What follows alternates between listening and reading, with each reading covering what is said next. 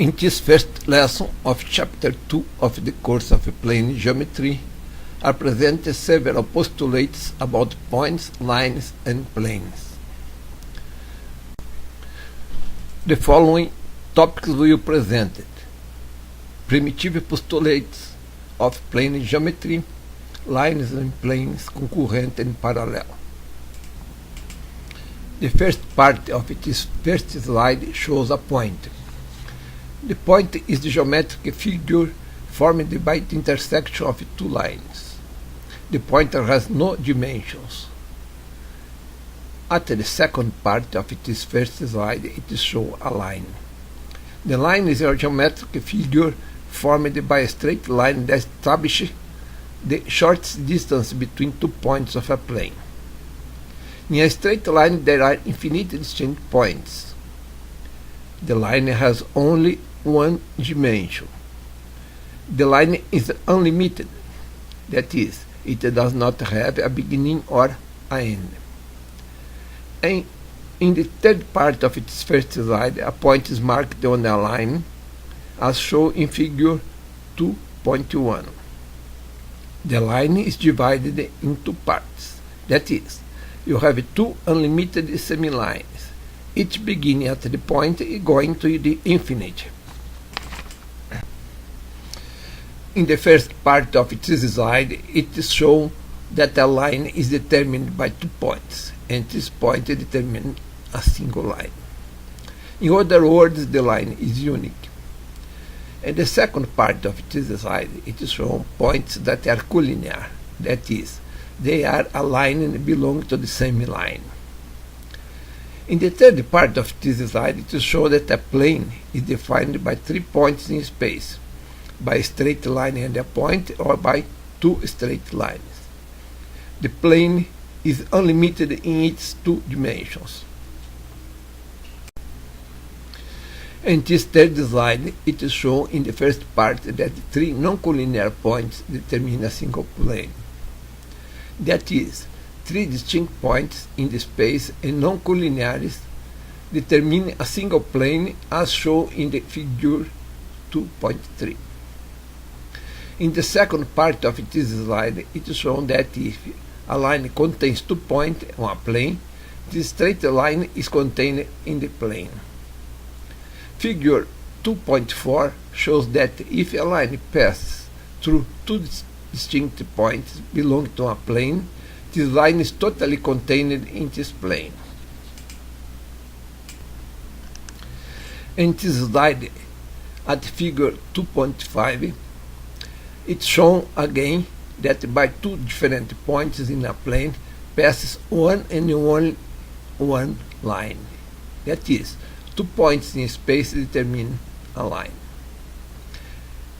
In the second part of this slide, at figure 2.6, shows that a line belonging to a plane divides the plane in 2 regions, called semiplanes.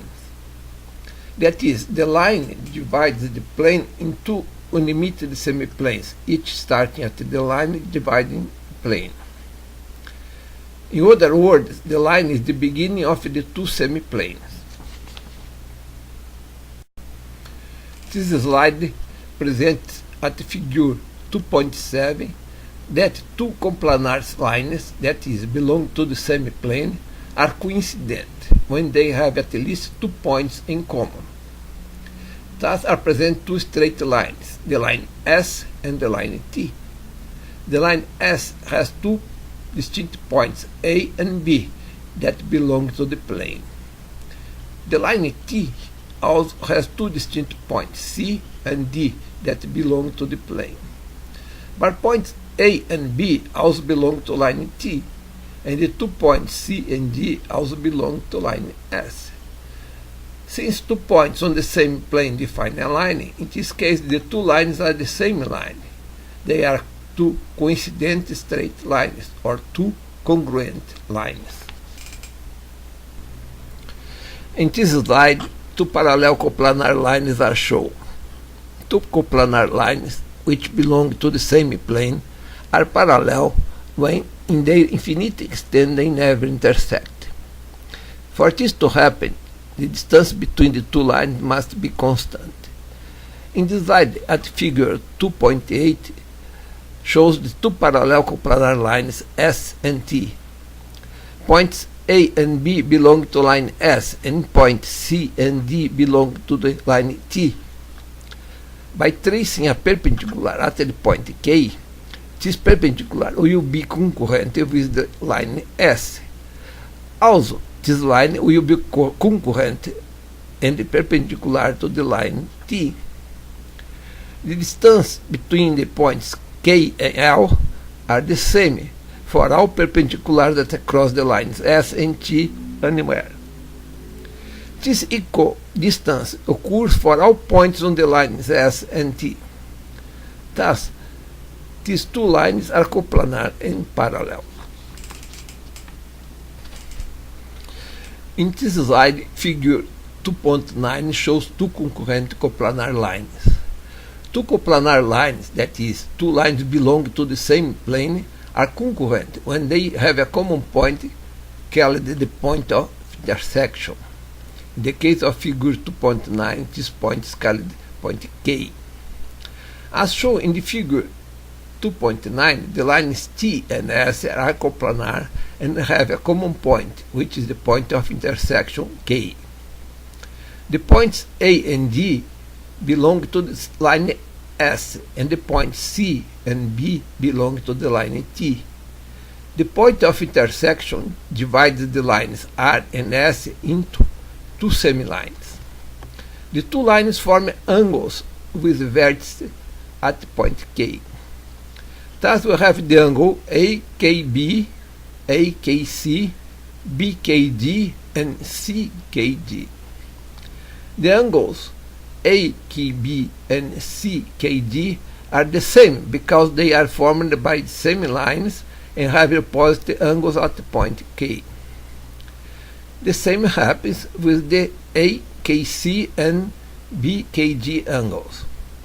On the other hand, the angles AKB and AKC are supplementary. That is, the sum of the magnitude of the angles results in an angle of 108 degrees. The same can be said with respect to the AKC and CKD angles. At this last slide, it's shown in figure 2.10 two lines that are concurrent and perpendicular to each other. That is, the four angles formed by the semilines S and T are equal and have a value of 90 degrees. The lines S and T are perpendicular. In the second part of this last slide is shown in figure 2.11 a plane and a point A. By this point A, it is possible to draw an infinite number of coplanar lines. That is, by a point on a plane, it is possible to draw an infinite number of lines which are concurrent with each other.